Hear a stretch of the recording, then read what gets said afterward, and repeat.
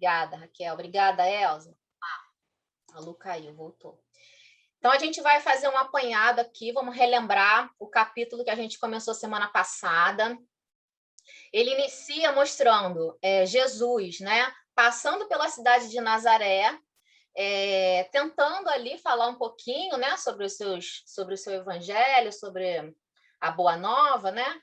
E começou a receber muitas críticas dos seus próprios conterrâneos, né? Aqueles que viram ele crescer, aqueles que sabiam exatamente quem era Jesus, né? Filho de Maria, filho de José o carpinteiro, mas por questões, né, de vaidade, por questões outras, né, que o evangelho que ele pregava enaltecia os corações dos mais humildes, então, principalmente aqueles que tinham senhores de escravos, né, quando viam os escravos ganhar aquela força de viver, começaram a ficar meio amedrontados. Então, tudo isso começou a trazer ali naqueles nazarenos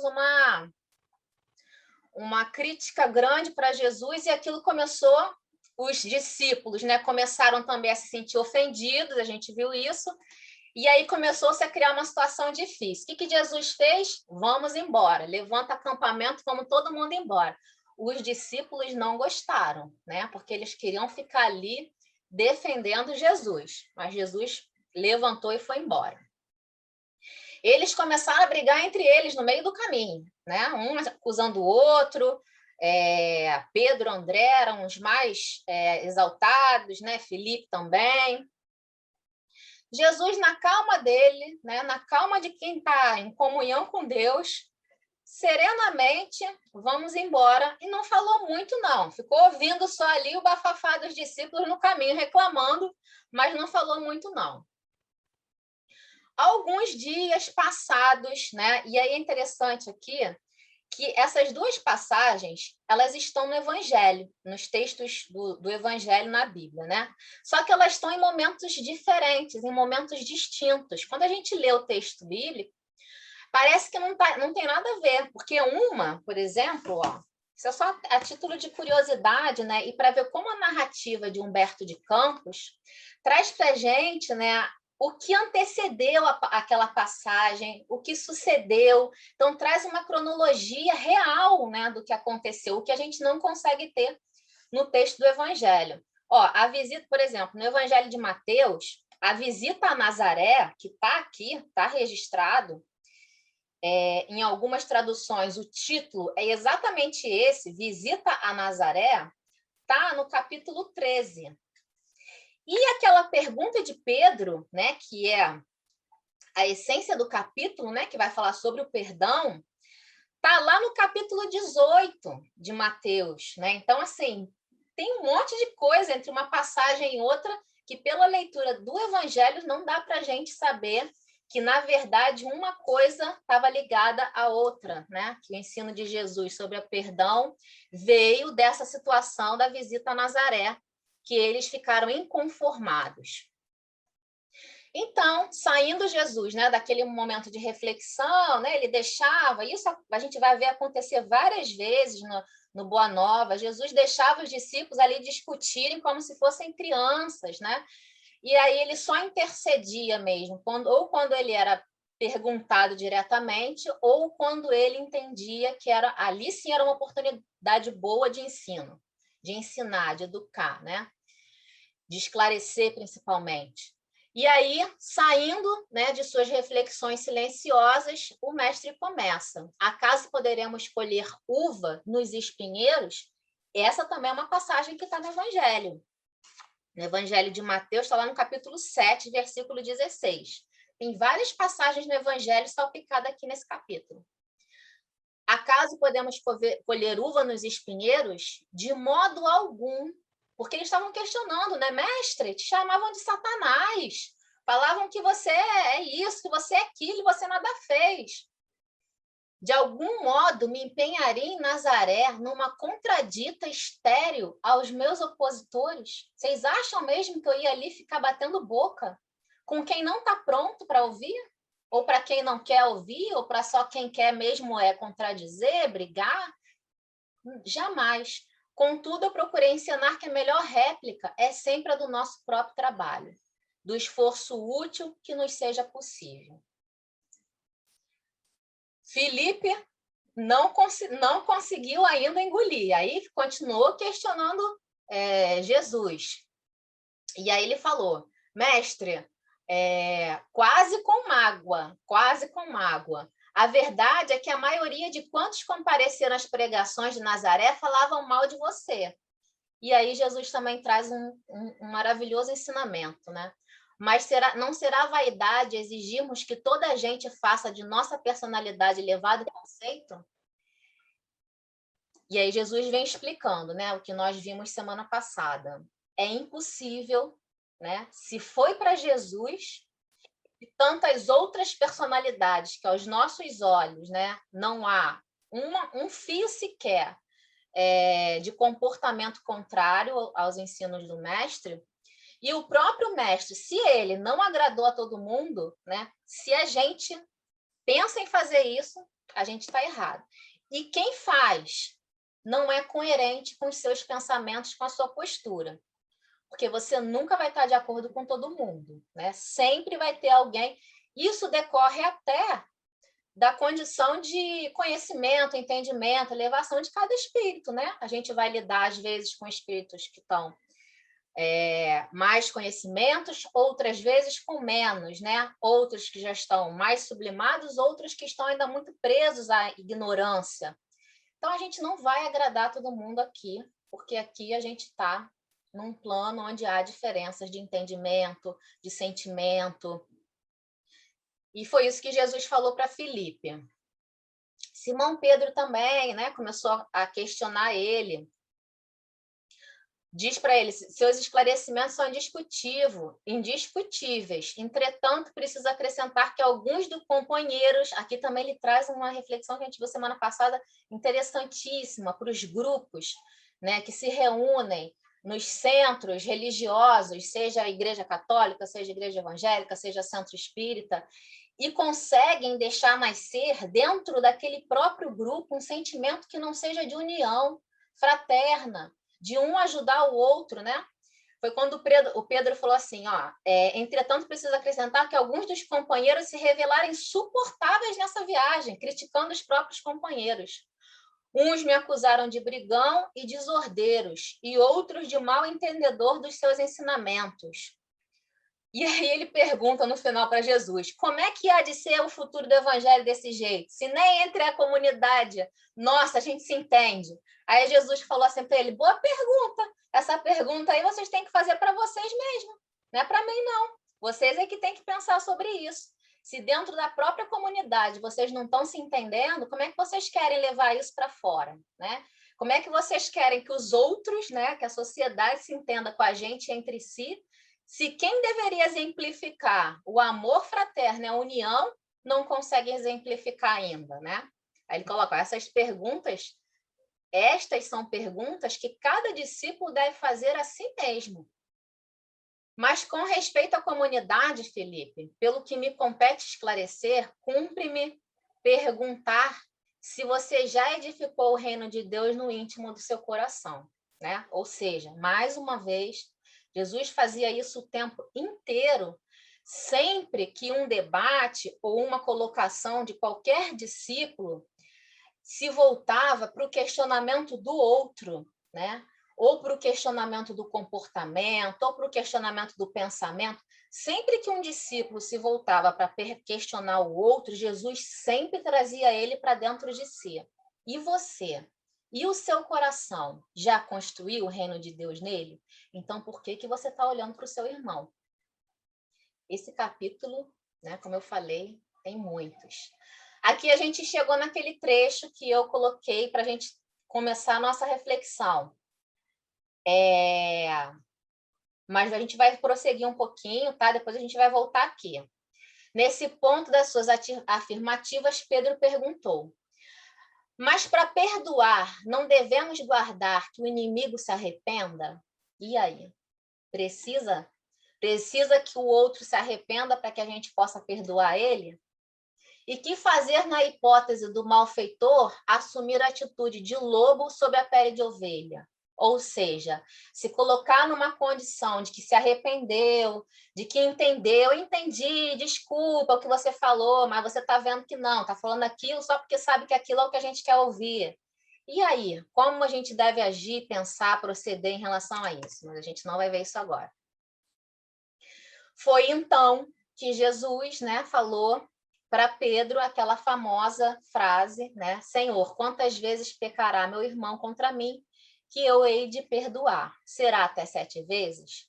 E aí Jesus respondeu calmamente, não te digo que até 7 vezes, mas até 70 vezes 7.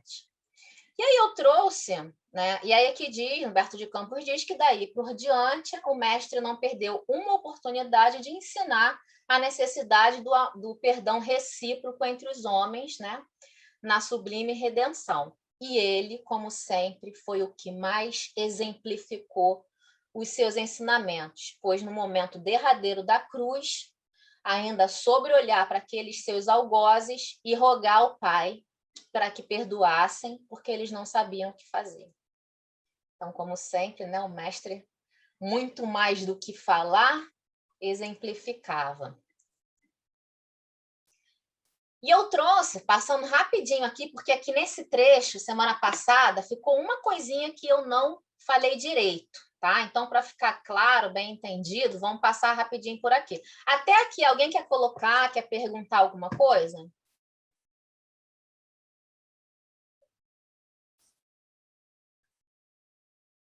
Então, vamos prosseguir.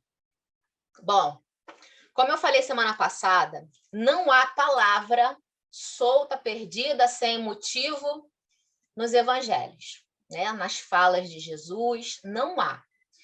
Então, se tem uma colocação diferente, né? Se tem algum número, principalmente os números para o povo hebreu e para os judeus, né, também, significavam alguma coisa, tinha significado, porque na língua dos judeus, né, do povo hebreu, os números representavam, tinham representação simbólica. Então, tanto o Antigo Testamento como o Novo Testamento, a gente vai ver várias colocações de números, né?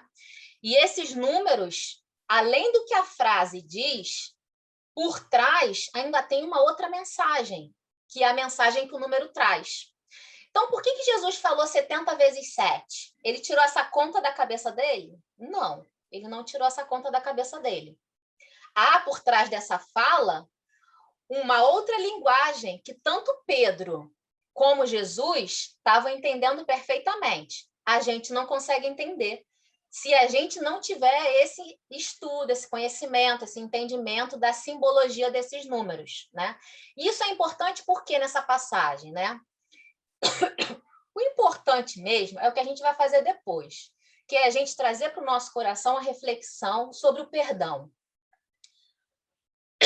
Mas o interessante da gente ver essa simbologia do 7, do 70, é a gente perceber que o que Jesus estava falando para Pedro tinha um peso muito maior do que a nossa visão oriental tem sobre essa passagem. Então, para Pedro, o ensinamento tem um peso muito grande por conta disso, e para os judeus também. Por conta disso que a gente vai entender agora. Vamos lá, rapidinho, porque isso aqui eu já falei semana passada, mas vamos rever para a gente poder seguir uma linha de pensamento. Por que Pedro disse que o perdão seria dado 7 vezes, né? Porque, segundo a tradução judaica, pelos textos do Antigo Testamento, que é o que eles se guiavam, Deus perdoava o homem 3 vezes, né? Aonde que está isso? Tem 2 textos muito claros sobre isso. Alguém falou alguma coisa aqui? Ah, Pri. Oi, Pri, boa noite. Tem 2 textos muito claros sobre isso no Velho Testamento. Um no livro de Amós e outro no livro de Jó, né? Que fala assim, ó. É esse trecho que está aqui embaixo. Ele pedirá perdão a Deus. Esse aqui é do livro de Jó, tá? Ele pedirá perdão a Deus, e Deus lhe aplicará o perdão. E ele verá com júbilo a sua face, e Deus justificará de novo a este homem. Tomará o olhar para os homens e dirá: pequei, e deveras delinquir. Não tenho sido castigado como merecia. Deus livrou a sua alma para que não caminhasse à morte, senão que vivendo visse a luz. Ora, Deus obra todas estas coisas 3 vezes em cada um, para retrair as suas almas da corrupção e para as esclarecer com a luz dos viventes. Então, aqui, nesse trecho, para os judeus, Jesus estava... Jó estava falando assim, Deus perdoa o homem 3 vezes, tá bom? Então, daqui, eles tiraram esse entendimento de que Deus perdoava 3 vezes. Tudo bem, já entendi. Mas por que Pedro falou 7 e não 3, né? Vamos prosseguir, para a gente poder entender. Aí a gente precisa entender o significado do 7 no hebraico, na língua hebraica. Então, na língua hebraica, o 7 é o símbolo da plenitude, da perfeição, né? Física e espiritual. E está diretamente ligado à criação de Deus e de todas as coisas. Então, daqui, antes da gente ver as passagens que ratificam nos textos bíblicos que 7 significava perfeição e completude, já dá para a gente entender um pouco, né? Ou tentar alcançar o pensamento de Pedro quando falou, mestre, devemos perdoar 7 vezes? Por quê? Porque 3 era a regra para eles, né? Deus perdoa 3 vezes. Pedro, sabendo que 7 era o número da perfeição, ele quis ganhar nota 10 com Cristo. Então ele falou, vou ser perfeito aqui agora, vou falar, mestre, a gente não deve perdoar 3, mas 7 vezes, que aí vai estar perfeito? E aí Jesus fala para ele, não, Pedro, é pouco. Aí imagina o susto que ele tomou, né? Porque para ele já estava superando as expectativas, mas não, 7 é pouco. Mas vamos ver o 7 aqui rapidinho, ó. Lá no livro de Gênesis, primeiro livro da Bíblia. Segundo a Bíblia, Deus criou o mundo em 6 dias e descansou no 7º, fazendo dele um dia santo. E o número 7 passa a simbolizar a perfeição e a conclusão. No 7º dia, Deus concluiu a obra. Não é? Isso aqui é uma linguagem simbólica, tá? No 7º dia, Deus já havia concluído a obra e realizara a obra que realizara. E nesse dia descansou. Abençoou Deus o 7º dia e o santificou, porque nele descansou de toda a obra que realizara na criação. Então, aqui, no texto de Gênesis, né, tá uma ratificação de que 7 para Deus é um número perfeito. É justo por causa desse fato que os judeus guardam o sábado, ou o Shabat, que é o 7º dia, considerando o dia do descanso, o dia para entrar em harmonia com Deus. Para os judeus, 7 é o dia sagrado, né? A Eliane até comentou aqui semana passada que ela trabalhou já com judeu e a partir das 18 horas de sexta-feira, que é quando inicia o dia para eles já param, não fazem nada e eles só ficam, tem um ritual de oração, o dia inteiro é orando, jejuando, em conexão com o Pai. E trouxe também o menorá. Menorá, vocês já devem ter visto, aquele castiçal de 7 velas, né? Que representam os 7 dias da semana, que para eles simboliza a luz que nunca se apaga e a existência de Deus, né? Para lembrar da perfeição também de Deus. E aqui uma outra passagem, que está lá no 2º livro de Reis. Essa passagem aqui, Naamã,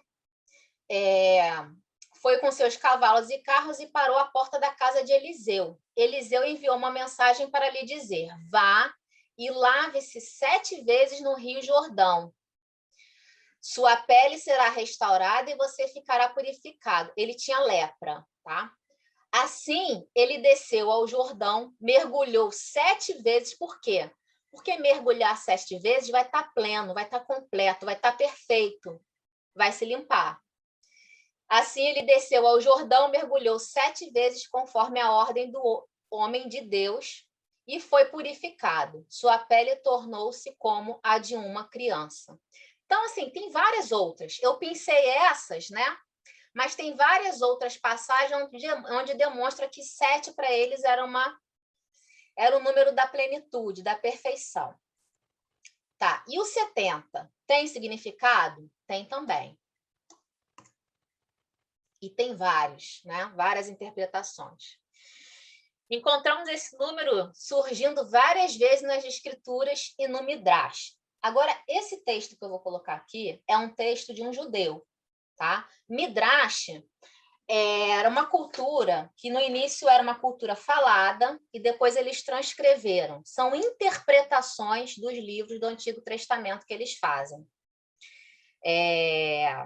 Primeiro era a tradição oral e depois eles sentiram a necessidade de escrever. Então, o Midrash é isso, eram as interpretações que eles faziam.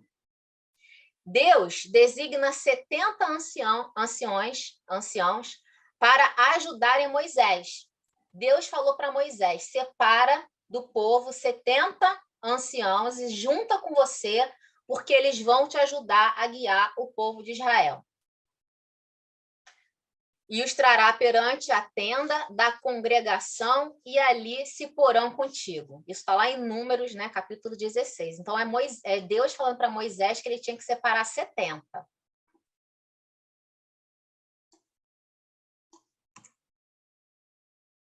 Setenta faces da Torá. O Midrash nos diz que, devido à profundidade e multifacetação da Torá divina, existem 70 maneiras ou perspectivas válidas de entender a Torá. Os judeus dizem isso. Há 70 formas de compreender, porque 70 é um número, né, que para eles representa muita coisa, né? Então, para eles, é tão profundo a interpretação e entendimento, né, que existem 70 maneiras de entender a mesma passagem, tá? 70 vezes, 70 formas de entender a mesma passagem. E a gente vai vendo, quando a gente faz um estudo mais aprofundado, que à medida que a gente vai cavando, por exemplo, né? Aqui a gente já tem um bom exemplo para a gente entender isso, porque isso é verdade, né? Quando a gente lia essa passagem do 70 vezes 7, do perdão, antes de entender essa simbologia dos números, a gente tinha um entendimento, né? Entendendo a simbologia dos números, a gente não ganha uma riqueza maior do entendimento dessa passagem? A gente vai aprofundando, né? À medida que a gente vai entendendo. Então, isso que os judeus falam nessa interpretação. E essa daqui é a que eu mais gosto, né? Já falei semana passada. 70 nações e idiomas. A Torá lista descendentes de Noé, 70 descendentes de Noé após o grande dilúvio, e nos diz: estas são as famílias dos filhos de Noé. As nações foram separadas na terra após o dilúvio. Isso aqui também é uma simbologia, tá? A partir daqui, os sábios aprendem que a humanidade compreende 70 nações, cada uma com a sua própria língua. Até coloquei aqui, semana passada no time, a figurinha de Moisés, e aqui essa descendência que ele está falando. Ó. Os 3 filhos de Moisés, de Noé, os 3 filhos de Noé, cada um com as suas descendências, né? Ó, Sem, 26, Jafé, 14 e Cã, 30, totalizam 70. E essa seria a simbologia da construção da humanidade terrena. E por que eu gosto dessa, né? Para essa interpretação do perdão? Porque nessa interpretação, 70 compreenderia a humanidade inteira, né? Então, o perdão se estenderia, deveria se estender para a humanidade inteira. E nesse texto aqui que eu coloquei, que é de um outro grupo de judeus, eles dizem, né? Eles fazem assim, olha, o perdão, para eles, já era um ensinamento muito grande que Jesus trazia, né? Um ensinamento muito diferente. E ainda perdoar a humanidade inteira, inclusive os que não eram da sua cidade, né, ou da sua etnia, o que fosse, ó. Um outro detalhe é que Yeshua, Jesus, né, acrescenta o termo 70 vezes 7. O número 70 na cultura israelita era também associado às nações estrangeiras. Então, podemos dizer que o perdão deveria ser tão abrangente que alcançaria até mesmo todas as nações da Terra. Isso que é plenitude. O perdão deveria ser universal e atemporal, pois não se menciona quando isso deveria repetir-se. A constância do perdão, então, podemos dizer que a cada dia esta regra se renovaria. A grande dificuldade que encontramos aqui é que, para um judeu da época, perdoar um estrangeiro seria um conceito extremamente radical. Como perdoar alguém que me fez mal? Principalmente os romanos, né? Que eram dominadores deles, né? Que me maltratou e que também me escravizou. Como perdoar? E aqui está a parte que eu pulei semana passada, mas eu não queria deixar de trazer para vocês, porque também é interessante, que é a simbologia do 70 relacionada ao ciclo de ódio, de vingança e de dor. Há também uma interpretação de que quando Jesus se referiu a perdoar 70 vezes, ele estaria se referindo a essa passagem de Gênesis, que para eles representava um ciclo constante de ódio e de vingança. Que passagem é essa? É a passagem que Caim matou o seu irmão, Abel, né? E aí Deus, né, começou a interpelar ele, e aí ele fala assim, ó, respondeu-lhe o Senhor, não será... Não, vamos ler do início. E Caim disse ao Senhor, o meu pecado é muito grande para eu poder alcançar o perdão. Eis aí me lanças tu hoje fora da terra, e eu me irei esconder da tua face. E andarei vagabundo e fugitivo da terra. Tudo que, pois, me achar, me matará. Respondeu-lhe o Senhor, não será assim. Antes, o que matar a Caim, será por isso castigado 7 vezes. Né? E aí inicia-se aqui um processo de vingança, de castigo, de ódio, que um matou, aí vai castigar 7 vezes, aí depois o que matou o que tinha sido morto vai castigar 7 vezes, aí um ciclo infinito de ódio e de vingança. E mais lá na frente, vem um descendente de Caim e ainda consegue piorar tudo.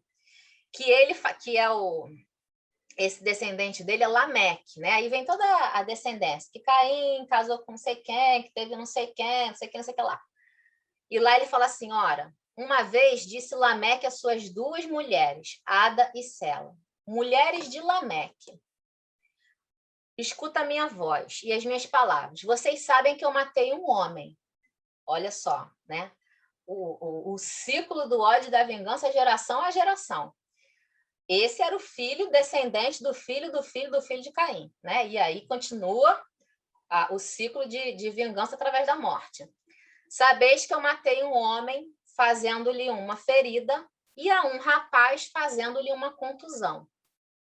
De Caim tomar-se-á vingança 7 vezes, mas de mim, Lameque, 70 vezes 7.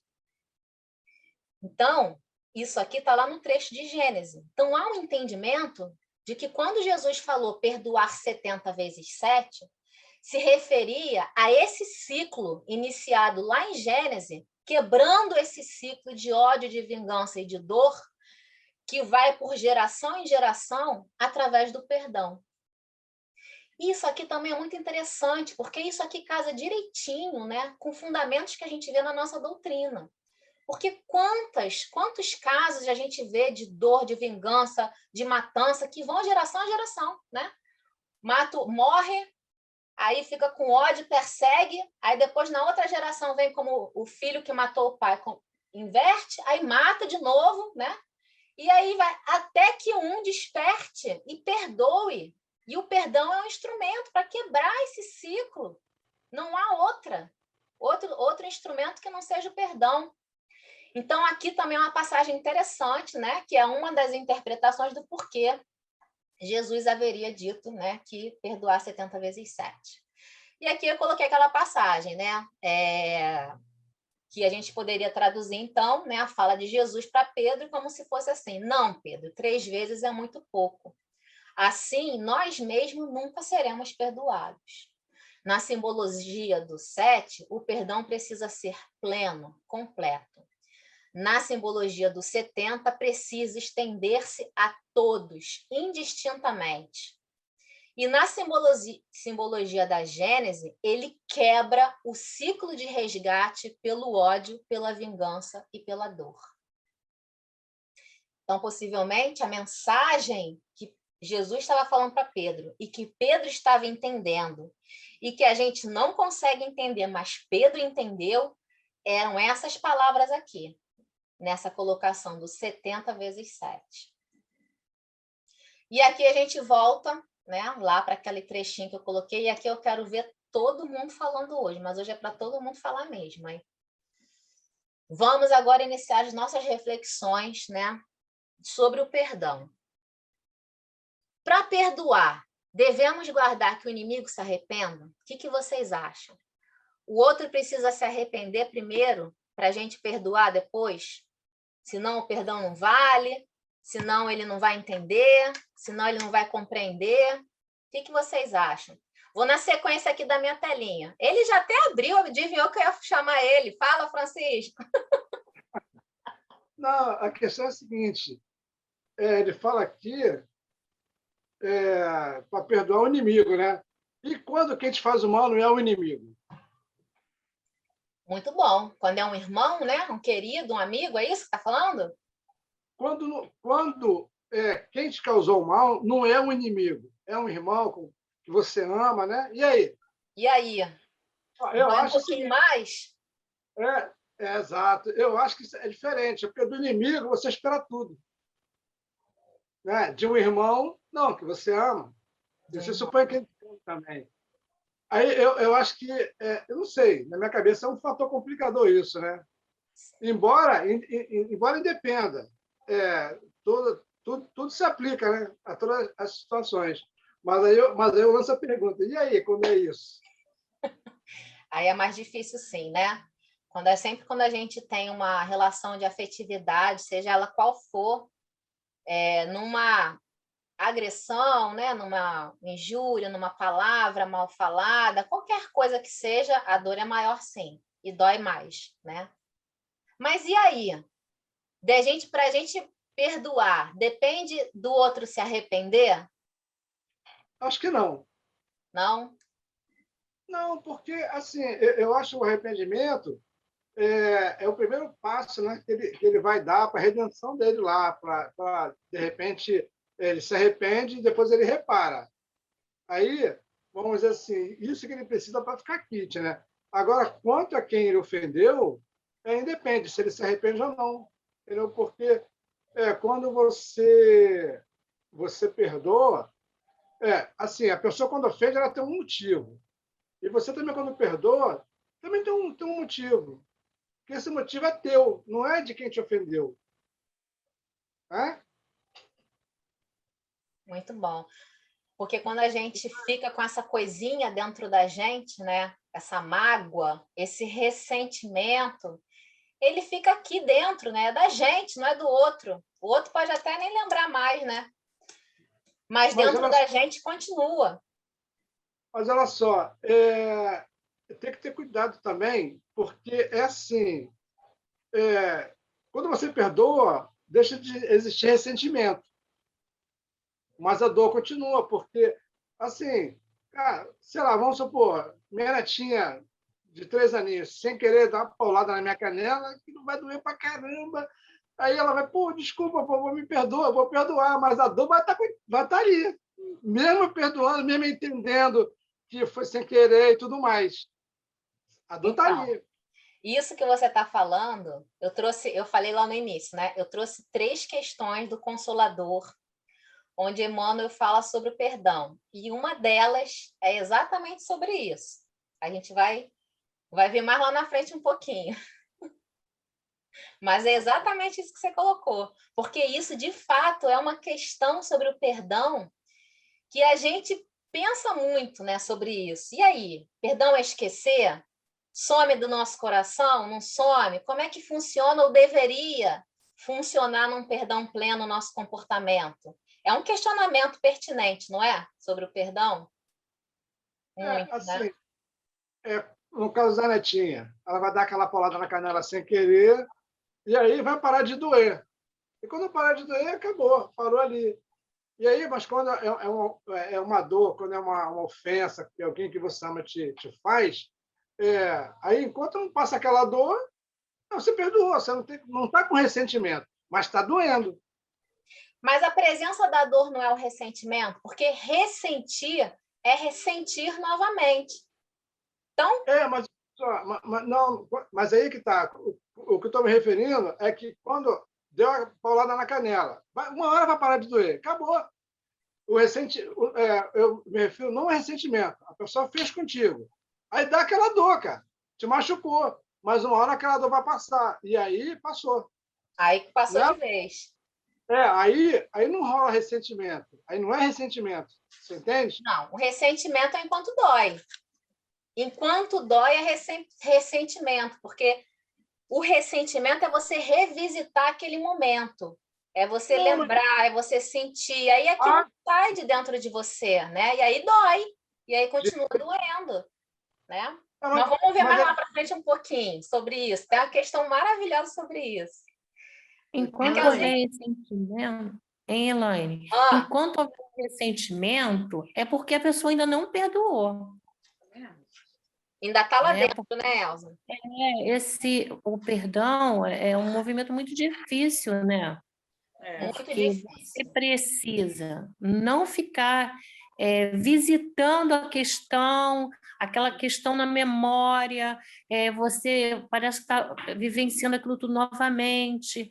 Então, isso é porque não perdoou ainda. Então, é um trabalho, é uma construção, né, que a gente tem que se pensar, orar muito, pedir para ele se libertar desse elo, porque enquanto houver essa questão de dor na gente, a gente está unido em vibrações com a pessoa que cometeu alguma coisa para a gente, ou vice-versa. Mas quando a gente perdoa, mesmo que o outro não tenha perdoado, você já quebrou esse vínculo. Então você acha que independe do outro se arrepender, né, Elza? Que é a pergunta que a gente está agora. E também se você depender do outro, se arrepender, pedir perdão para você perdoar, isso é um orgulho exaltado e você está humilhando aquela pessoa. Então, é um círculo vicioso isso.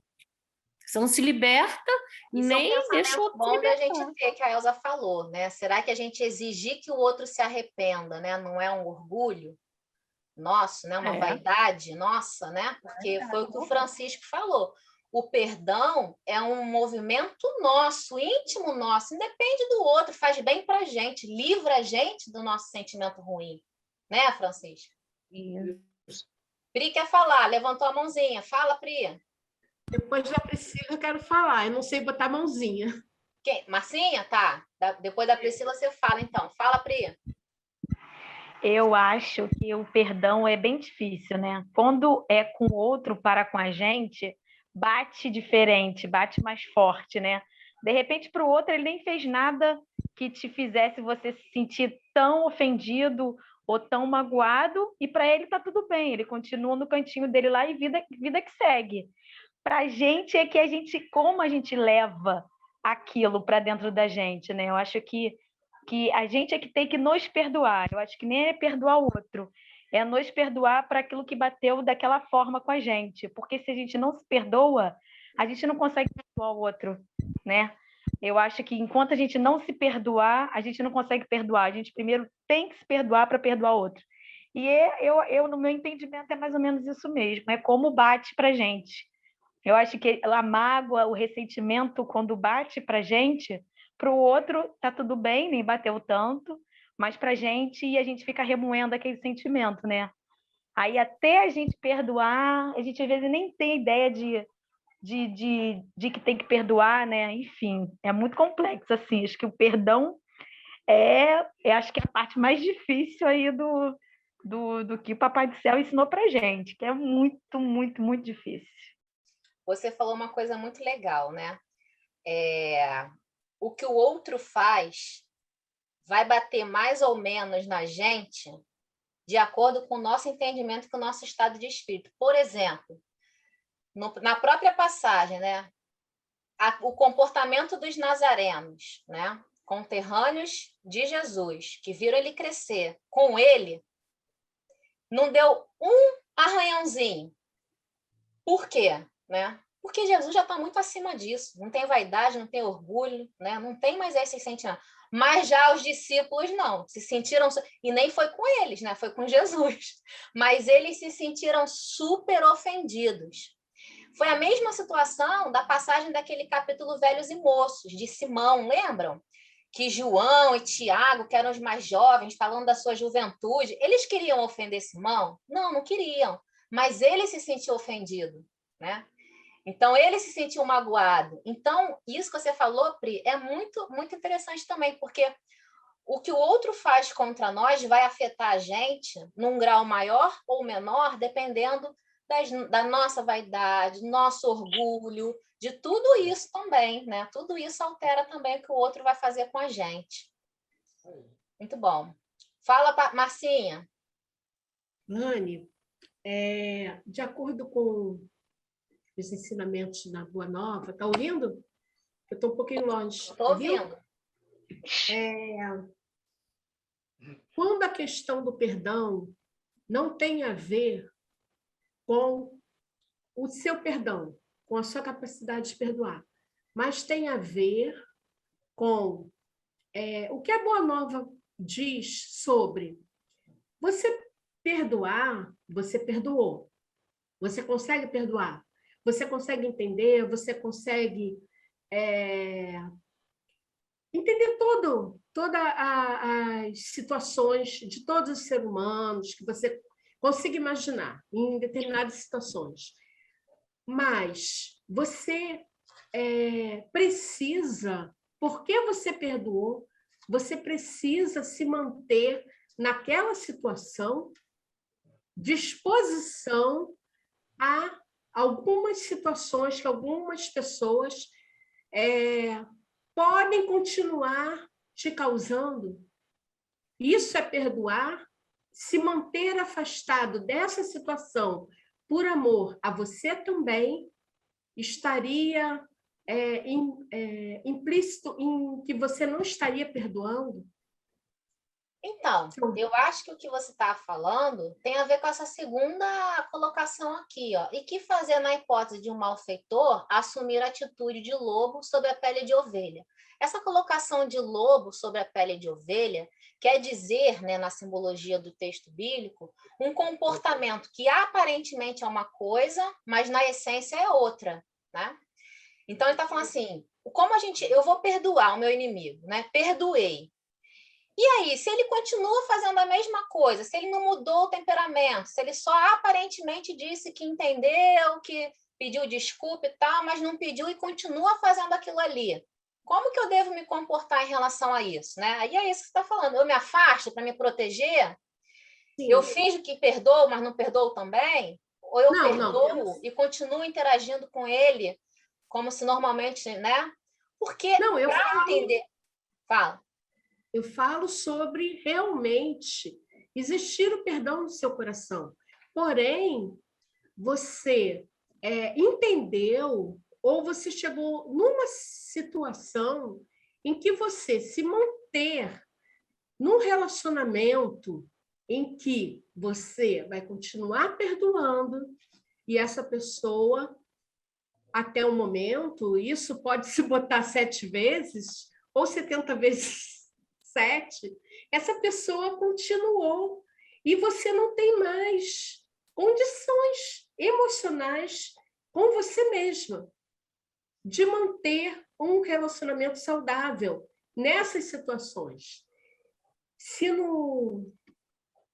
de acordo com o nosso estudo, você se ausentar desse relacionamento, estaria implícito de que você não está conseguindo perdoar. Mas se você sente esse perdão...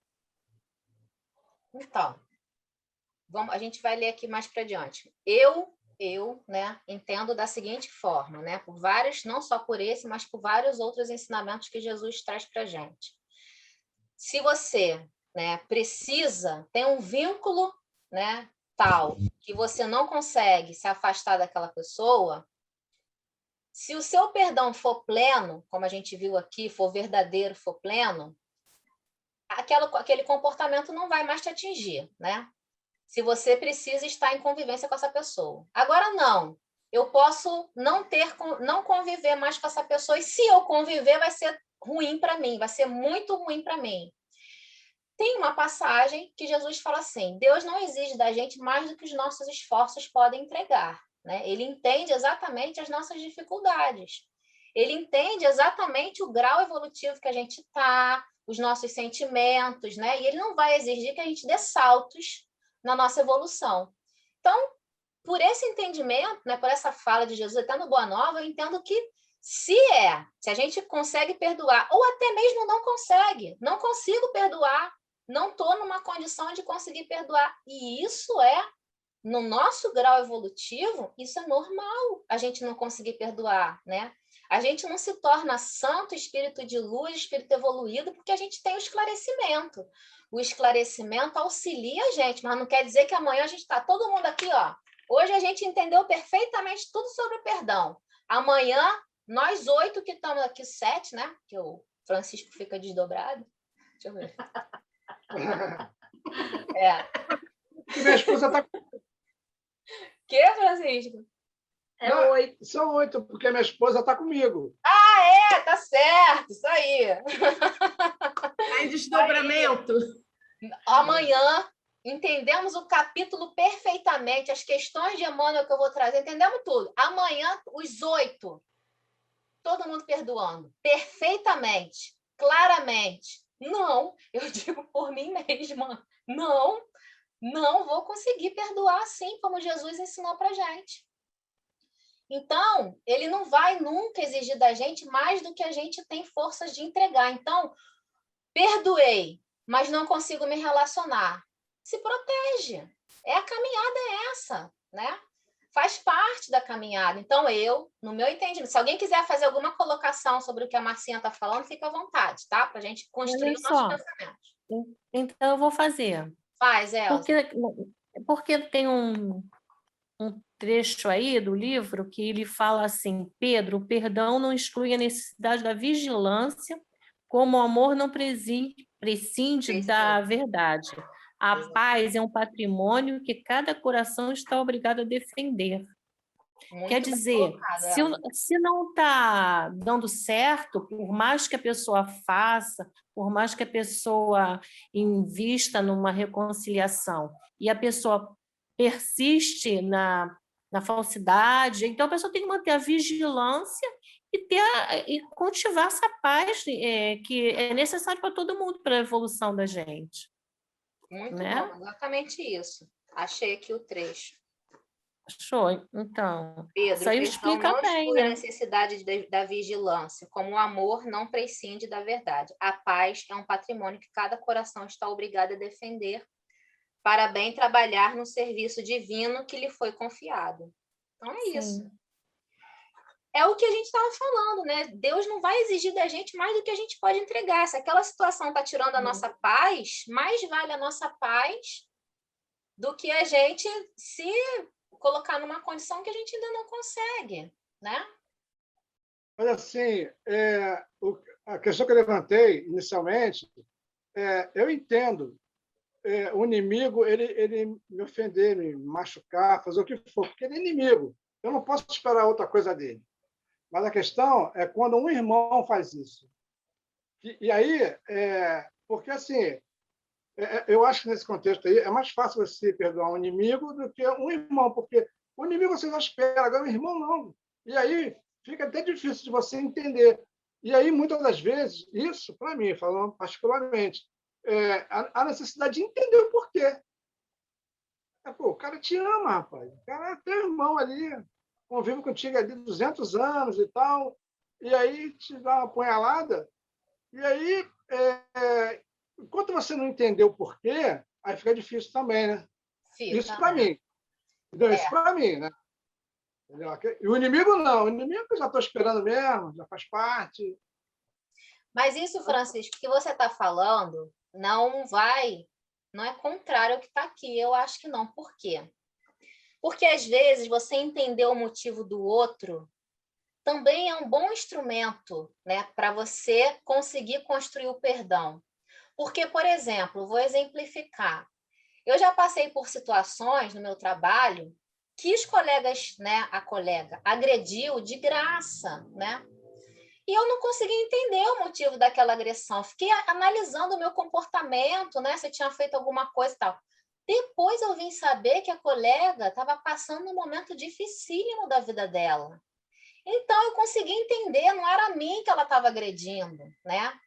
Ela estava num momento ruim. Então, qualquer pessoa que estivesse ali na frente dela seria agredida. Não era uma coisa pessoal entre mim e ela, né? Era uma coisa dela. Então, às vezes, também você entender o momento que o outro está passando, né? O porquê daquilo, também é um grande instrumento para você conseguir alcançar o perdão. Ah, tá, entendi por que fez isso. Não. Isso mesmo. Essa é a questão. Entendi, né? Ou, por exemplo, né? Foi o que a Priscila também colocou aqui. Às vezes, a gente agride o outro sem perceber, porque a gente não sabe o que está no coração do outro. Então, a gente, às vezes, pode falar uma coisa que toca aquele coração de uma forma ruim, por questões próprias daquele espírito, vivência, traumas, né? Só que a gente não sabe, mas a gente magoa. E aí, dentro daquele coração, começa a criar um sentimento ruim contra a gente. E no momento que ele tiver a oportunidade, ele vai revidar. E aí você fica sem entender. Pô, por que ele está fazendo isso comigo? Porque você não sabe que lá atrás você magoou. Então, isso também é uma questão para a gente pensar, né? O entendimento também do que leva o outro a agredir também é muito importante. Alguém comentou aí, eu achei interessante, porque muitas das vezes a pessoa ela te magoa sem saber que está te magoando, porque para ela aquilo é normal. Então ela faz Sim. porque é normal. Para só isso, é besteira. Sim. E na verdade para você não é, entendeu? Também. Mas quando você entende isso, fica mais fácil. Né? Sim, também. Às vezes as pessoas têm um ambiente de vida ou um pensamento, né, muito diferente do que a gente tem, né? Então, o que para a gente é uma agressão muito grande, para ele é uma vivência normal, né? Aí, Elza, a passagem está exatamente aí, ó. Pedro, o perdão não exclui a necessidade da vigilância, como o amor não prescinde da verdade. A paz é um patrimônio que cada coração está obrigado a defender para bem trabalhar no serviço divino que lhe foi confiado. Se o nosso irmão se arrepende e procura o nosso auxílio fraterno, vamos amparar com as energias que possamos despender, né? Ou seja, ele se arrependeu de fato, procurou o nosso coração, porque tem isso também, né? Eu, graças a Deus, também já passei por vários momentos assim, tanto partindo de mim, né? Eu percebi que eu magoei, fui lá de coração aberto pedir desculpa, como a pessoa percebeu que me magoou e veio de coração aberto pedir desculpa e ficou tudo bem, né? Mas em nenhuma circunstância cogite de saber se o teu irmão está arrependido. Se você quer verdadeiramente perdoar, independe se ele está arrependido ou não. Perdão é uma questão sua, com você mesmo, né? Porque é aqui dentro que você está guardando esse redemoinho ruinzinho de sentimento. E esquece o mal e trabalha pelo bem. E aí, será que aqui já está uma resposta? A gente deve esquecer o que foi feito? Esquece o mal e trabalha pelo bem. Quando ensinei que cada homem deve conciliar-se depressa com o adversário, outra passagem que está no Evangelho, né? Antes de ir a Deus, antes de ir no altar, corre no teu irmão, reconcilia com ele e depois vem prestar oferenda. Busquei salientar que ninguém pode ir a Deus com um sentimento de odiosidade no coração. Porque como a gente se aproxima de Deus, né? Principalmente pensando na vibração. A gente sabe, né, que as vibrações, né, o magnetismo, atrai ou repele o que está na mesma vibração. Como a gente vai se aproximar de Deus, essa vibração sublime de amor, se a gente, dentro da gente, está construindo uma vibração contrária a esse amor? Esse é o sentido dessa colocação aqui. Busquei salientar que ninguém pode ir a Deus com um sentimento de odiosidade ao coração. Não vai chegar a Deus, porque vai repelir. É uma onda negativa, né? Não vai alcançar. Só o amor, né, verdadeiro, exemplificado por Jesus, que a gente conseguiu ver, que era comunhão. Esse é o sentido da palavra comunhão. A comunhão perfeita com Deus, porque a vibração é a vibração pura de amor. Aí tá ali, ó, perfeita junção. Mas se tem alguma coisa contrária, você não chega. Você não chega a essa comunhão.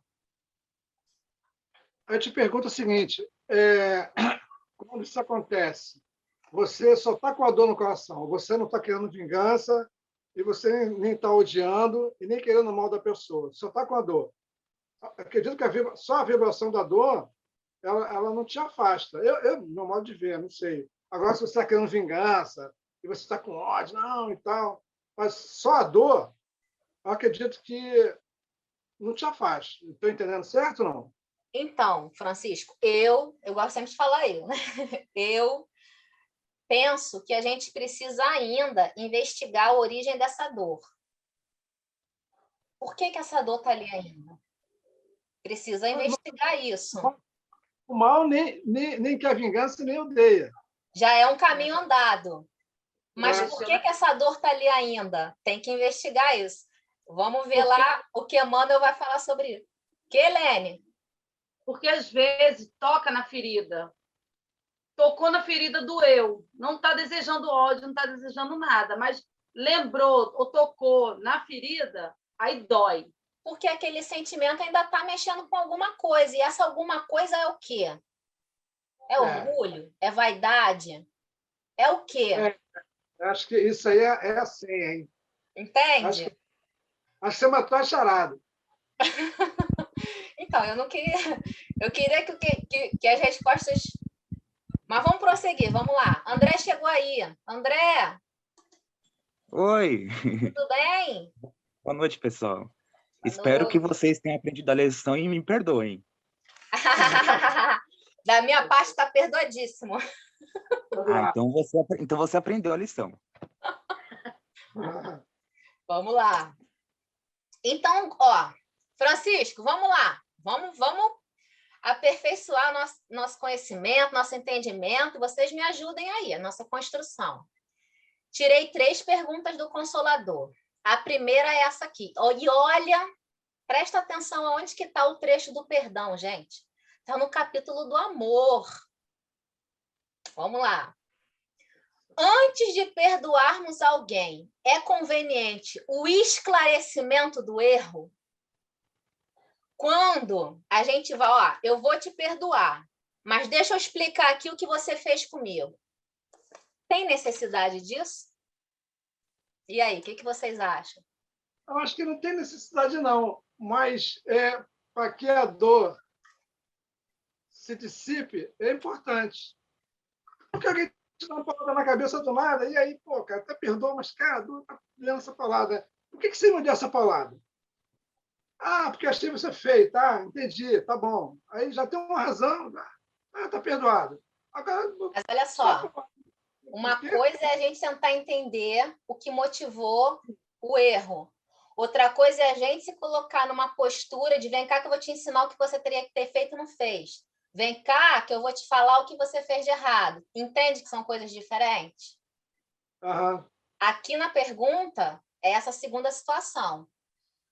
Eu vou te perdoar, mas deixa eu te ensinar aqui uma coisa. Que você errou. Sabe por que você errou? Que você fez isso.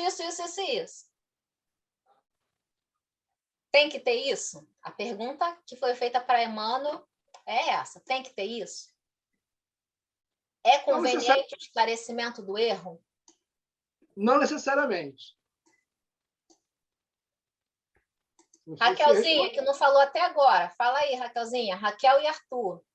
Entendeu? Você acha que é preciso? A Elza está aqui, ó. É mesmo, Arthur, você está quietinha aqui. Você viu, né? Também Você acho, Elza. Está perdoada. Está perdoada. Olha só, nós aqui nesse planeta, ainda não temos condições de perdoar plenamente. Isso é certo. Eu diminui aí, por favor. E aquele perdão, quando fala 70 vezes 7, você pode colocar também para o mesmo mal que a pessoa fez para você. Toda vez que você se lembrar, você vai ter que perdoar, porque você não conseguiu perdoar plenamente. Então, você vai ali, eternamente, cultivando esse perdão para você não sentir novamente aquela dor, né, tão forte. E tão importante quanto a gente ficar pensando em perdoar, é também pedir perdão. Se antecipar quando a gente fizer uma besteira. Perdão. Muito bom. Fica até muito mais fácil. Muito bom. Isso que você falou é muito interessante, né? Voltando à simbologia do 70 vezes 7, de fato. Enquanto a gente não limpar o coração, a gente tem que perdoar. E vai perdoando. E vai renovando. E vai renovando. Sobre a mesma situação, né? É um exercício. Não tem Até jeito. o momento que aquilo ali não mais vai existir no mundo, no seu mundo. Aí você não vai mais precisar perdoar, porque se aquilo não existe mais no seu mundo... Você vai ter que nascer e morrer 70 vezes 7, né? O que você falou, Francisco? Não, mas no caso aí não tem reincidência. Lembrou, aí perdoou. Lembrou, perdoou. Sim, não tem reincidência. Lembrou, porque aí você lembra. Aí vem igual aquela imagem do anjinho e do diabinho, né? Diabinho vem aqui e fala assim, ó, o que ele fez contigo, hein? Aí vem o anjinho, esquece, perdoa, deixa para lá. É esse movimento, né? Lembrou, em vez de ficar alimentando, pô, brincadeira, né? Fez isso comigo. Corta o pensamento e fala, não, preciso perdoar, preciso esquecer, teve os motivos dele. Isso é o que o Arthur está falando. Toda vez que você ressentir a mesma situação, né? Não é outra, não é reincidência, né? É a mesma situação. Você vai perdoando, vai exercitando o perdão, né? Porque o perdão não é um ato único.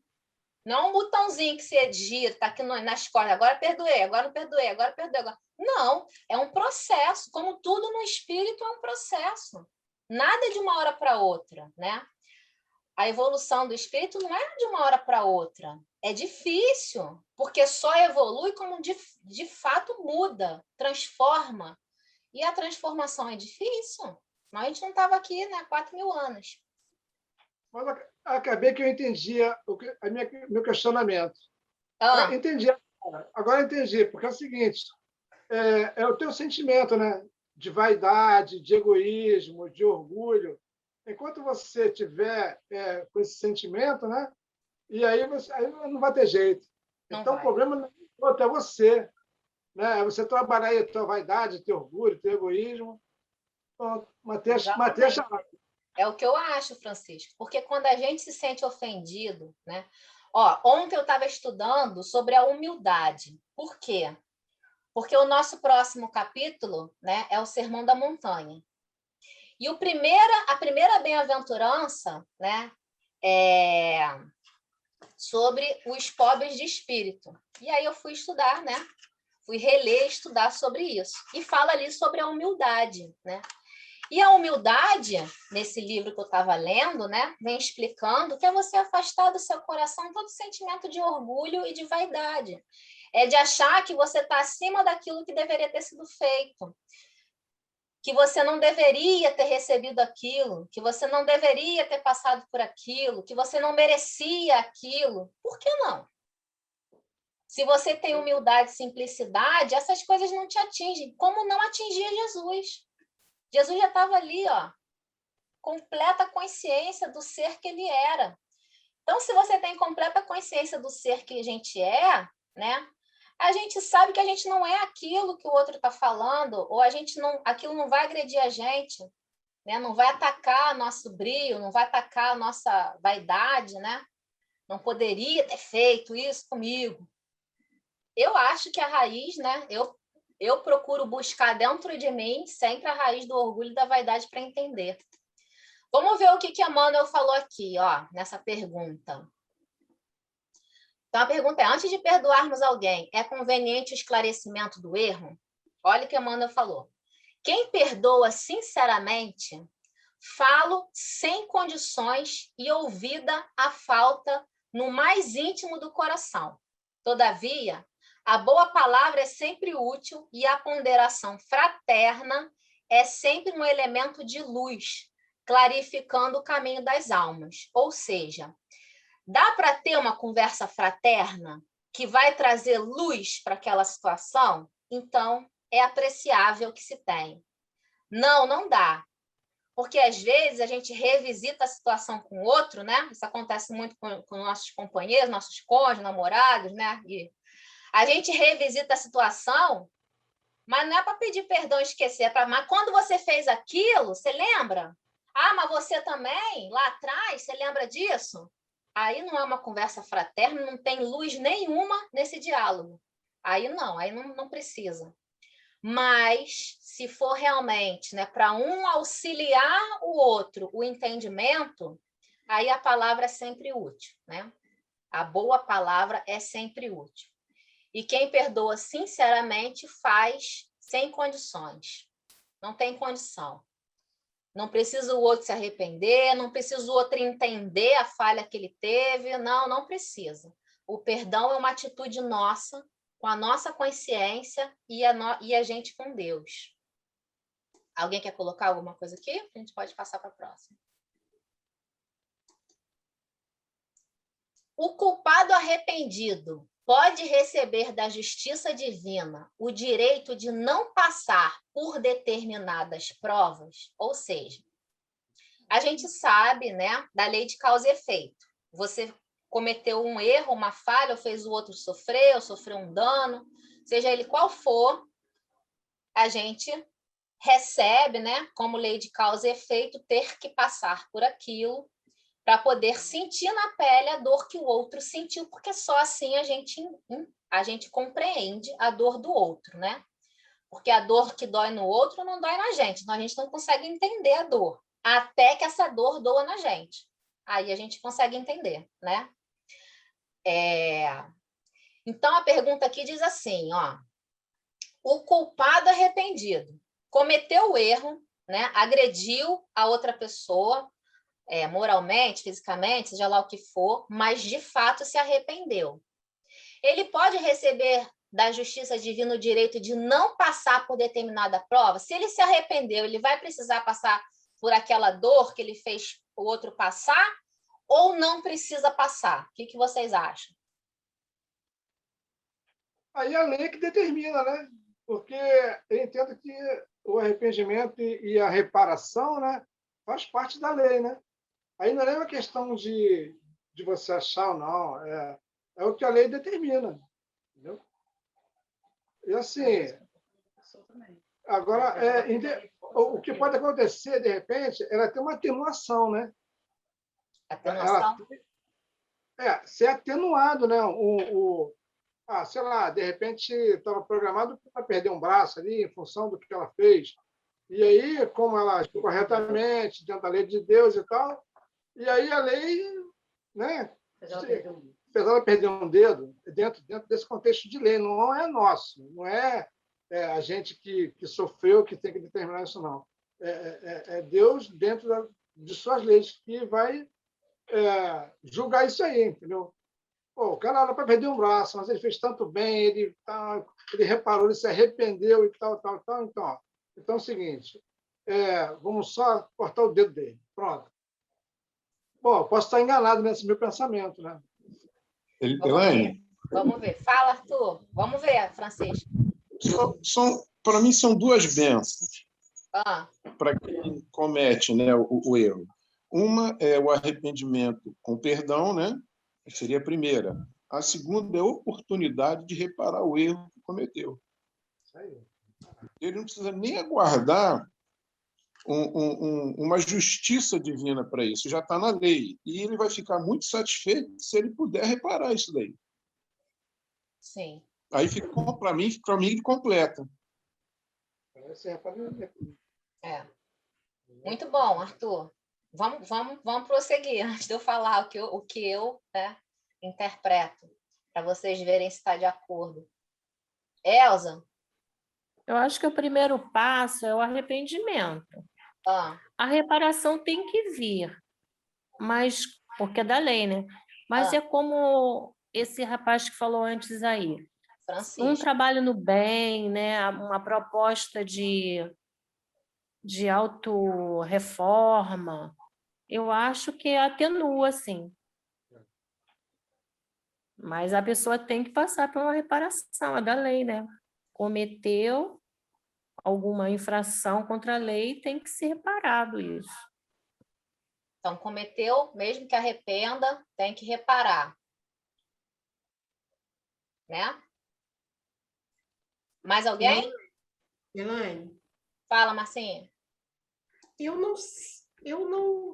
Eu tenho dúvidas sobre se realmente, independente do arrependimento, da consciência, se é imprescindível que se repare, vamos falar, na mesma moeda ou da mesma forma daquilo que você causou. Eu realmente tenho essa dúvida. Eu acredito que possa haver situações em que o arrependimento seja sincero e o trabalho já seja um trabalho tão grande que esse espírito já possa estar fazendo por conta até desse arrependimento e dessa consciência, que não seja aplicada realmente a mesma moeda, a mesma prova. Eu realmente acho que não é exatamente dessa forma em todos os casos, indefinidamente, não. Muito bom. Eu já penso um pouquinho diferente. Vamos ver a resposta, mas vocês estão bem. André, levantou a mãozinha? Não, eu ia falar bem o que ela falou, né? Que as leis divinas não são leis de punição, a gente precisa entender isso. São leis de educação. Então, a gente precisa entender que a misericórdia divina sempre age. E como a nossa amiga acabou de dizer, é por isso que a gente não distingue lei de causa e efeito de karma. O karma pressupõe que você vai colher tudo na mesma moeda. Você matou, vai morrer. E a gente entende, não, que tem toda a misericórdia divina, a lei de educação. E a gente lembra muito bem o que Pedro escreve, né? O amor cobre a multidão de pecados, né? Então, eu concordo totalmente com o que ela disse, né? Então, é muito mais baseado no aprendizado, se esse espírito conseguiu arrepender, contornar, enfim, como a gente vê em alguns casos, por um caso de um Paulo de Tarso, né? Que ele matou para depois se arrepender, né? Então ele não precisou assim, reparar, porque ele já superou, foi muito além da lição, né? Então eu entendo assim. Muito bom. Vamos para a resposta, então? Gente, a hora voou hoje, hein? Nosso debate hoje está tão bom que a hora voou. Vamos lá, ó.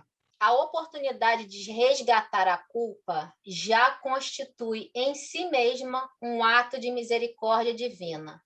E daí o considerarmos o trabalho e o esforço próprio como a luz maravilhosa da vida.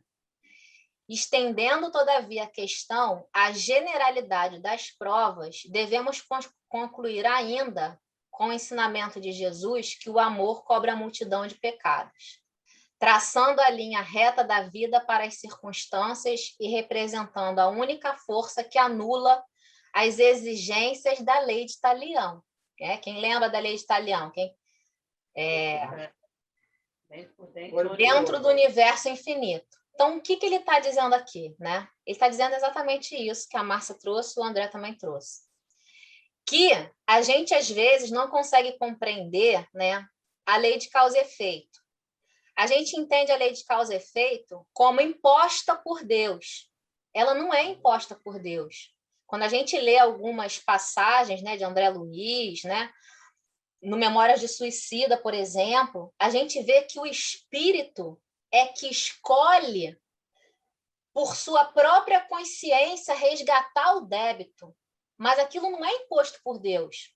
E é sempre numa situação de educação do espírito, porque ele ainda precisa ser educado. Quando ele sinceramente se arrependeu, é porque ele não precisa mais ser educado naquilo ali. Ele já aprendeu, de verdade. Então, não. Né? O que diz a passagem aqui, né, para a gente... Vocês estão entendendo diferente disso? Se alguém estiver entendendo diferente disso, pode colocar. Eu estou entendendo dessa forma. Eu estou entendendo diferente, porque é da lei a gente passar primeiro pelo arrependimento e pela reparação. Não a reparação como uma punição divina, mas é reajuste com a lei divina, com a própria consciência da gente. Entendeu? Mas mesmo quando a gente não precisa mais, porque o reajuste é a educação, que ele está falando aqui. Sim, então, mas você tem que passar por uma reparação. De qualquer forma, você tem que reparar aquele erro. Não que seja uma coisa punitiva, não que seja como a lei de Talião, não é isso. Mas você tem que reajustar com a lei. Pode se reajustar, como o rapaz falou agora por último, e tem aí na explicação. Pelo amor, você cobrir aquelas situações tuas que estão pendentes. Mas a reparação é da lei. Mas o que ele diz em relação ao amor, Elza, assim, porque eu entendo é que o amor cobre a multidão de pecados. Então, assim, se você tem um ato de amor verdadeiro, você não precisa mais passar por aquelas situações. Já cobriu os seus atos de pecado. A gente, às vezes, tem um pensamento até... como é que eu vou dizer? É difícil, né? Mas... A gente não pode ter pensamento que... Isso aí, eu não vou me reportar qual é a questão que está, porque eu não sou de guardar número, mas isso está no Céu e Inferno, está no Livro dos Espíritos, que a gente vai ter atenuantes, cada caso é um caso, e o arrependimento em si, mesmo que seja verdadeiro, você não está quite com a lei pelo arrependimento. Entendeu? Eu acho que aí está meio... Não é a questão em si da resposta que está aí, não é isso que eu estou questionando. É a forma interpretativa que você deu, entendeu? Uhum. É isso. Deixa o André falar. Fala, André. Depois o Francisco. Não, é porque o que não pode acontecer é esse caso, né? Que a gente não pode achar que Deus é um sistema, é um software. Não, entrou o saldo tal, vai sacar tal. Então, tal, não é assim. A misericórdia divina sempre age em todos os momentos. Então, por isso que a gente não pode ser tão rígido nesse sentido, não, a lei é rígida, não sei o quê. Porque acima da lei está Deus. E Deus é misericórdia acima de tudo. Deus é amor. Deus não está aqui para nos punir, né? Então, que a gente entende que... E pode existir uma reparação, mas, por exemplo, vamos supor assim, então, um Hitler, indiretamente, amando dele, matou milhões de pessoas. Então, ele vai ter que morrer milhões de vezes? Não, né? Senão, se ele for seguir a lei, não, vai ter que morrer várias vezes, morrer milhões de vezes. Não, mas tem, como se diz, as atenuantes, tem toda a questão do aprendizado. Se ele aprender por outro modo, por exemplo, não necessariamente, eu feri a Elaine. Não, se eu aprender e a Elaine vem a desencarnar por minha causa, mas eu, em vida, vim a conseguir aprender a respeitar meu próximo, mesmo que com outra pessoa, etc., eu não vou ter reparado diretamente com a Elaine, mas eu vou estar aqui com a lei, com a minha própria consciência, né? Que não vai estar tão pesado, vamos dizer assim, né? E a gente precisa entender também que a lei é da nossa consciência, né? Acima de tudo, né? E cada um vai ter uma consciência ou mais desperta ou mais adormecida. Então, por exemplo, para uma pessoa que não tem muita consciência da vida, para ela talvez não pese tanto. Para nós que já temos mais conhecimento, nós mesmos se cobramos muito, né? Então, vai variar muito, né? Então, é muito... A gente não pode entender que é um software. Se isso é isso, é isso, é isso. Não. Kardec coloca, de fato, no Céu e Inferno, como foi dito, o Código... o Código Penal da Vida Futura, que chama, né, o capítulo, e algumas lá. Mas a gente precisa entender que sempre que tem as questões que fogem isso, né? Porque senão a gente estaria querendo entender o pensamento divino. E Deus sempre nos surpreende, graças a Deus. Se não fosse assim, provavelmente nenhum de nós estaremos no nosso planeta nesse momento, porque a gente não teria nenhum mérito para estar encarnado aqui foi estudando. O que você colocou, André, no meu entendimento, na minha interpretação, né, foi o que você colocou de Paulo, muito bem colocado, né? Quantos débitos Paulo não trouxe? E a gente não tem na narrativa, né, depois posterior, né, de que Paulo tivesse resgatado todas as mortes, todos os males que ele tinha feito, porque ali ele despertou sinceramente. E dali ele não reparou necessariamente com Estevão, com Abigail, com aqueles cristãos que ele perseguiu, mas ele conseguiu reparar através de outro meio. Ele conseguiu dar a volta por cima e superou muito mais, né? Muito mais através do amor, por exemplo, né? Da divulgação do Evangelho do Cristo. Então, toda essa obra gigantesca de amor que ele fez, já para ele, reparou ali para ele a consciência. Porque, assim, para mim, né? Foi o que você falou. A gente tende muito a achar que o resgate é o karma, né? Mas são coisas diferentes. O resgate, a prova, é a necessidade de educação do espírito e não uma imposição de Deus para que se cumpra, né, na medida do que você fez, o que você vai precisar passar. Mas vamos lá. Marcinha quer falar? Francisco também acho que quer falar. Não, o que eu ia falar é só para reiterar o que a menina falou antes do... Está me ouvindo? Estou ouvindo você, Francisco. Deixa o Francisco falar. Assim, eu, dentro da doutrina, meu entendimento é esse. Tá? Mas é o seguinte, eu nunca tinha analisado por esse modo aí que você está expondo. Dentro do que eu aprendi e dentro do que eu penso, assim, pode existir atenuação, mas isenção não. Até então eu tenho entendido assim. Entendeu? Aí não é nem questão de discordar nem concordar. Como a menina falou aí, eu tenho visto na doutrina isso, né? Mas eu nunca parei para refletir desse modo que você colocou aí, que também faz sentido, né? Porque, como Jesus falou, né, que o amor cobre a multidão de pecados, né? Sim. Eu nunca tinha parado para pensar nessa questão aí. Sim. Mas, e eu acho que assim, o fundamental é a gente buscar, compreender, né? Não estou falando que a minha interpretação é a melhor ou a correta, não. A gente está todo mundo aqui numa construção, né? Isso. Mas o ideal é a gente procurar entender a razão da prova, né? A razão do resgate. Por quê, né? Porque se fosse simplesmente para você, né? Mesmo depois que você entendeu aquilo que você fez de agressão, né? Que não se faz, que é uma agressão, que fez o outro doer.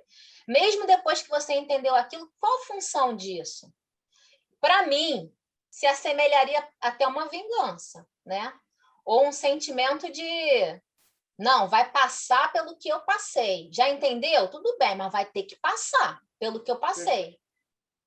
Então, assim, para mim, seria mais ou menos isso. Vai, Marcinho, fala. Tem mais uma pergunta. Vocês podem ficar mais? Eu posso. Vocês podem? Já está? Eu posso. É que tinha caído. Vai, Marcinha, vai. Eu penso dessa forma que eu falei um pouco antes, porque a lei é de evolução, também, né? E não de... Exatamente, a lei não se trata de expurgar, mas de evoluir. A prova, como educação, é necessária, mas como educação, porque a lei não é de expurgar, como você falou, que seria karma, né? Que realmente é uma coisa que eu sempre confundi, mas hoje eu não confundo mais. O karma com a lei de evolução na visão espírita. É só isso. Muito que tinha caído. Também concordo plenamente. A lei de evolução, mais uma situação que leva a gente a ver, evoluiu naquilo ali? Então não precisa, né? Evoluiu, não precisa.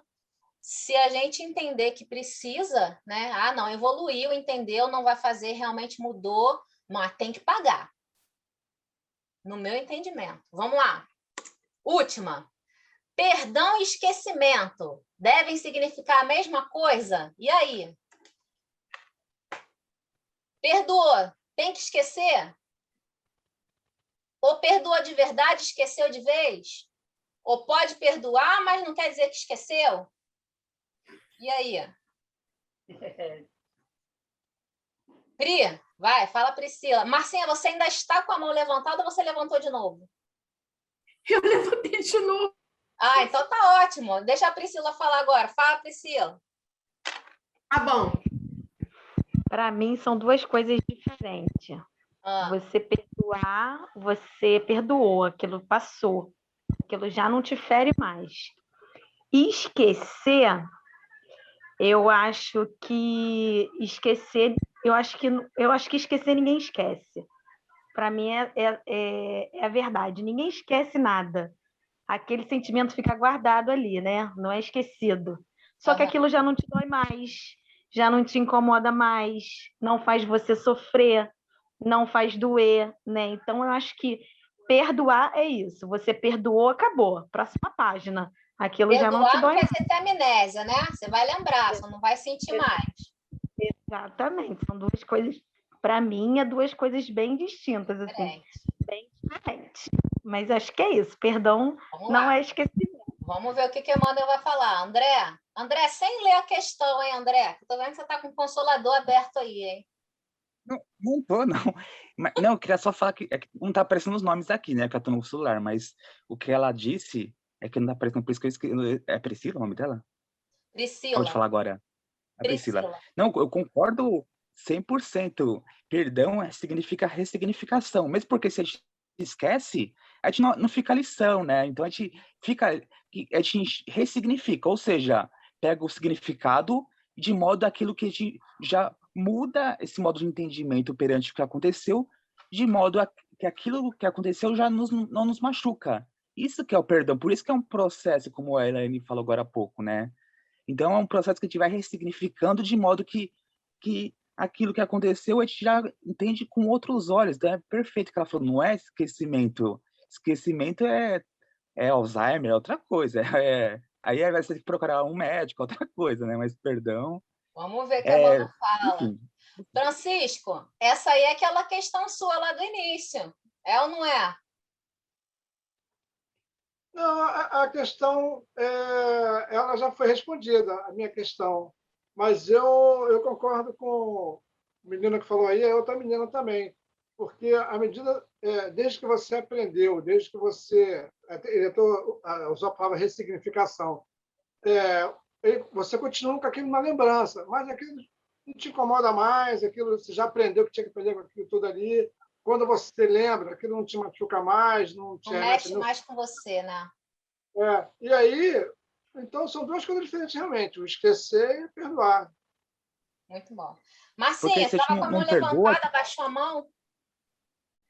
Se a gente não perdoa, a gente não esquece. Então, a gente volta... A nossa mente não entende o que é presente, passado, futuro. Então, a gente volta e sente aquilo tudo de novo, como se estivesse acontecendo hoje em dia.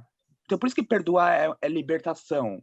Porque você não sente mais aquilo que aconteceu. Você não guarda mais. Então, por exemplo, vamos supor que acontece, a Elaine me insulta. E eu fico guardando aquilo no meu peito, toda vez eu vou lá e acaricio esse daqui. Enquanto eu não pensar, opa, esse daqui que a Elaine me fez, deixa eu me livrar desse daqui. Não, eu vou continuar sentindo aquilo, toda vez eu olhar e vou sentir como se fosse hoje. Ela estivesse me ofendendo, né? Hoje. Isso. Elza. Por isso que é ressignificação, é pegar, olhar e falar, nossa, vamos entender os motivos, vamos entender por que aconteceu isso, enfim. Por quê. Elza, perdão e esquecimento, é a mesma coisa? Eu vou falar rapidinho, porque eu tenho que ir para outro estudo, que eu até esqueci da hora. Menina, hoje a gente perdeu a hora, hein? Mas vamos lá, vamos encerrar. Essa é a última. Eu acho que esquecimento é como todos disseram aí, não dá para esquecer, porque você tem memória, né? Mas, assim, o sentimento muda, né? Porque se você perdoou, você vai revisitar essa situação, de repente, aqui para buscar algum aprendizado ou para ver o quanto você cresceu ou não diante dessas situações todas, mas não tem nada a ver uma coisa com a outra. Não esquece, mas perdoa, entendeu? Se realmente for um perdão verdadeiro, né? Senão você vai estar revisitando a situação todo o tempo. Mas eu vou ter que sair. Boa noite a todos, tá? Peraí, vamos ver a resposta rapidinho. Vamos botar a resposta agora. Eu estou hiper atrasada no outro, vamos lá. Vamos lá. Ó. Para a Convenção do Mundo, o perdão significa renunciar à vingança, sem que o ofendido precise olvidar plenamente a falta do seu irmão. Entretanto, para o espírito evangelizado, perdão e esquecimento devem caminhar juntos, embora prevaleça para todos os instantes da existência a necessidade de oração e vigilância. Aliás, a própria lei da encarnação nos ensina que só o esquecimento do passado pode preparar a alvorada da redenção. E aí, gente? Vou ter que vir na próxima encarnação para entender isso direito aí. Porque deu um nó na cabecinha de todo mundo? É o esquecimento, eu acho que é o esquecimento para você não estar revisitando isso, mas está na memória. Você não vai estar remoendo a situação, vivenciando aquilo novamente. Não.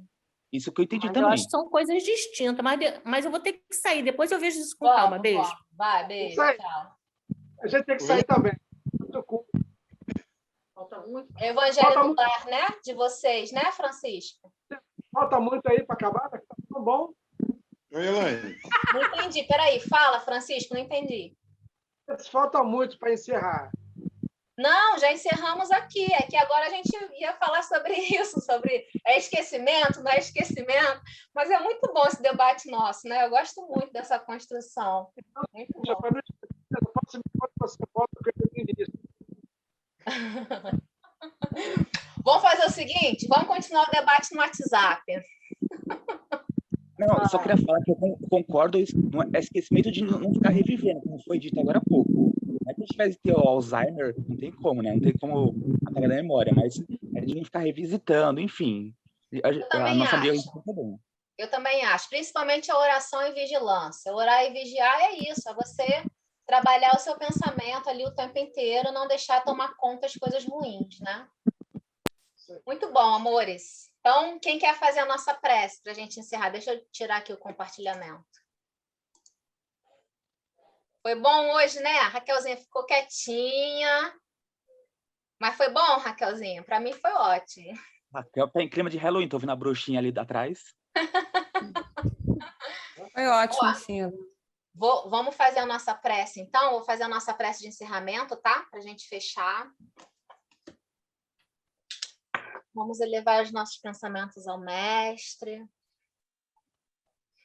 Mestre querido, tanta dificuldade ainda temos diante do entendimento completo e perfeito do seu Evangelho.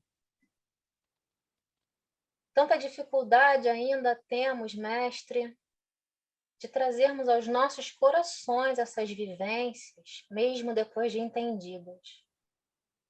Mas, sobretudo, Mestre, sabemos que você, nosso Mestre querido, conhece perfeitamente as nossas limitações e percebe os nossos esforços.